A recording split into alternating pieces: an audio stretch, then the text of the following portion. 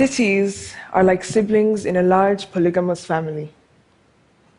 Each one has a unique personality and is headed in a distinct direction, but they all have somewhat shared origins. Sometimes I think post-colonial cities are like the children of the two least favorite wives, who are constantly being asked, why can't you be more like your sister?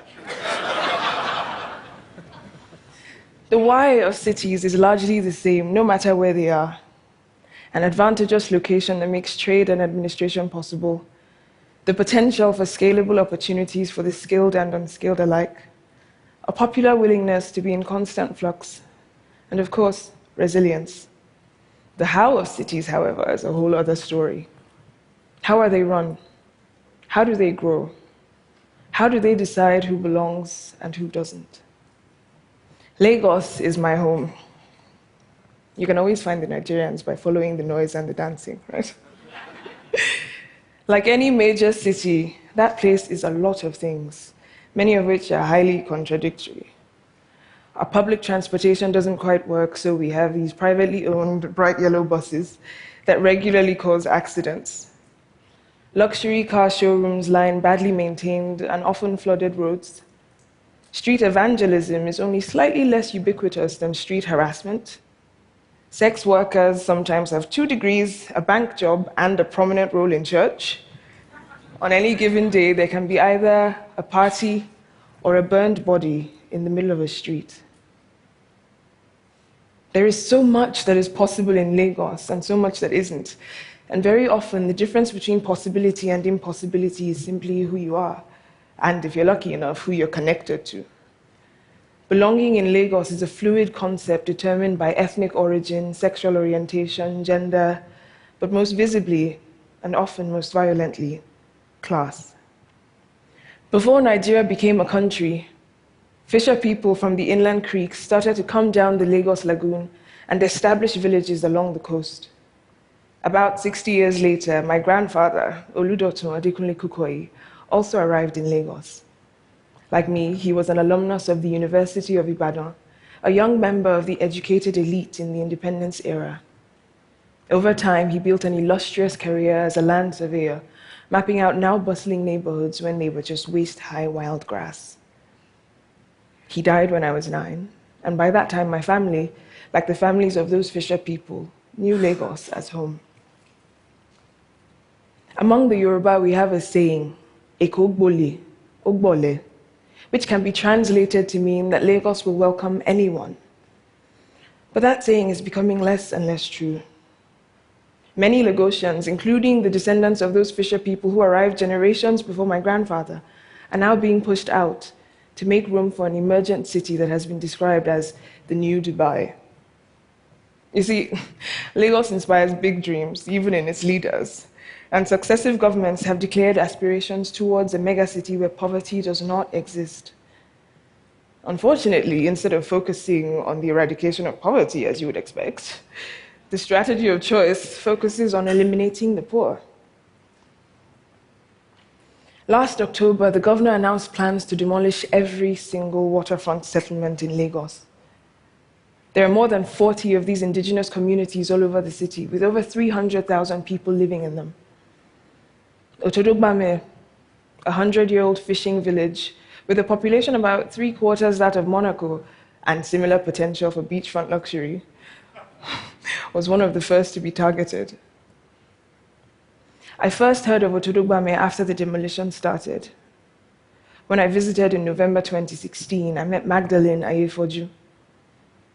She's a now homeless woman whose surname means the world is blind. Magdalene's son, Basil, was one of over 20 people who were shot, drowned, or presumed dead in that land grab. Standing outside her shelter, I saw the 2 white sand football fields where Basil used to play. Spread all around us were the ruins of schools, churches, a primary health center, shops, thousands of homes.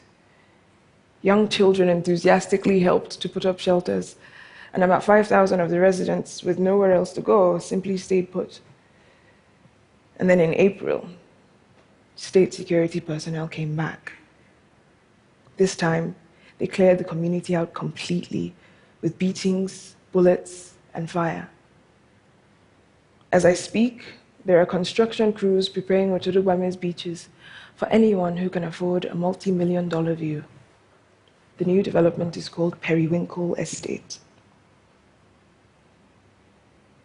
Forced evictions are incredibly violent and, of course, unconstitutional. And yet they happen so often in so many of our cities because the first thing we are taught to forget about poor people is that they are people.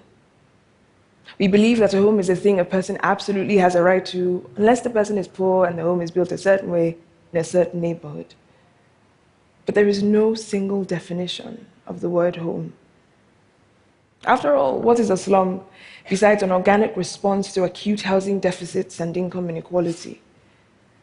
And what is a shanty if not a person making a home for themselves against all odds? Slums are an imperfect housing solution, but they are also prime examples of the innovation, adaptability, and resilience at the foundation and the heart of every functional city. You don't need to be the new Dubai when you're already Lagos.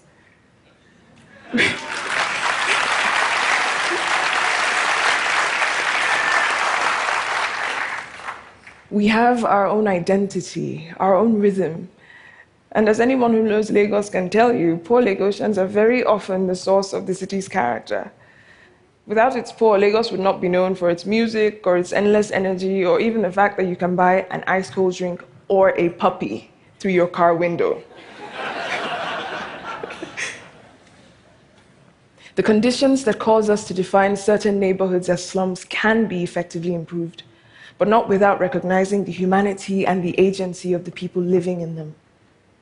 In Lagos, where public goods are rarely publicly available, slum dwellers are often at the forefront of innovating solutions.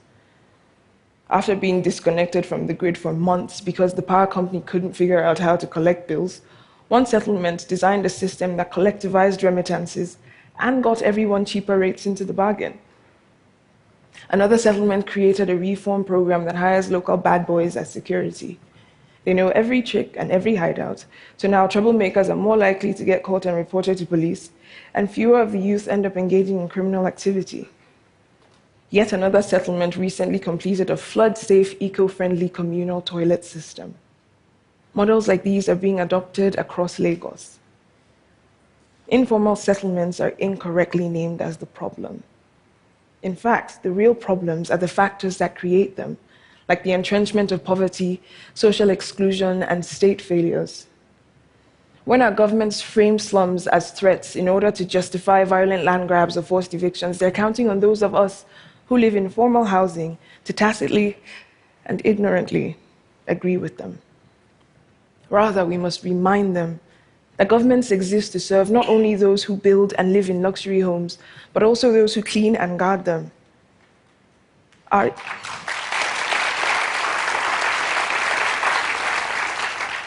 realities may differ, but our rights don't.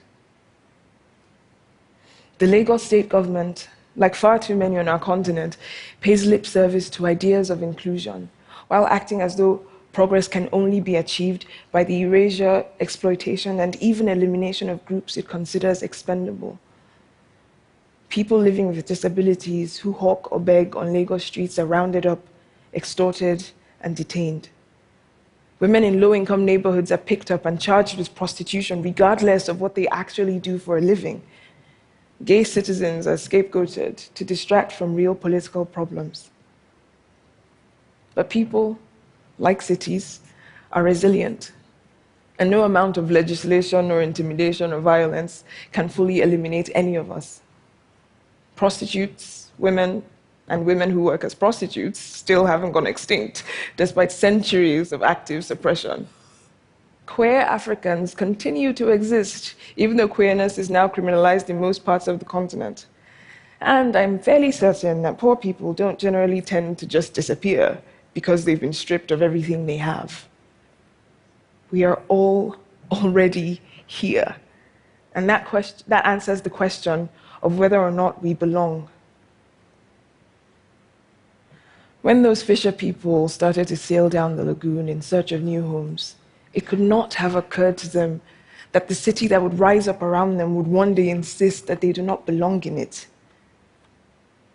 I like to believe that my grandfather, in mapping new frontiers for Lagos, was trying to open it up to make room for other people to be welcomed by the city in the same way that he was. On my way here, my grandma called me to remind me how proud she was, how proud he and my mother would have been. I am their dreams come true. But there is no reason why their dreams, or mine for that matter, are allowed to come true while those of others are turned to nightmares. And lest we forget, the minimum requirement for a dream is a safe place to lay your head. It is too late now for Basil, but not for Magdalene, not for the hundreds of thousands, the millions still under threat in Lagos or any of our cities. The world does not have to remain blind to the suffering that is created when we deny people's humanity, or even to the incredible potential for growth that exists when we recognize and value all contributions. We must hold our governments and ourselves accountable for keeping our shared cities safe for everyone in them. Because the only cities worth building, indeed, the only futures worth dreaming of, are those that include all of us, no matter who we are or how we make homes for ourselves. Thank you.